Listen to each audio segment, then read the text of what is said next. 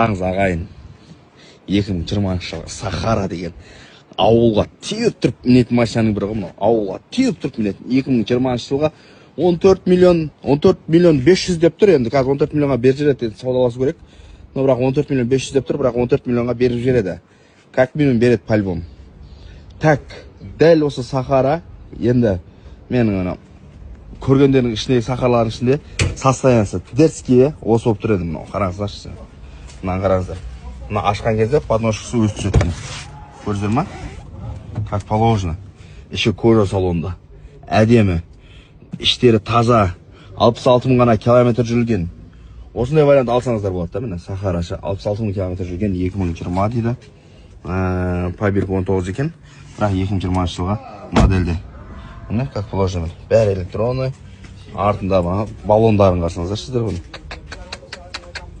Маған зимний, летний салон қажет жоқ шығар, зимний ғана жүре беретін шығар баллондар. Дәріске бұны.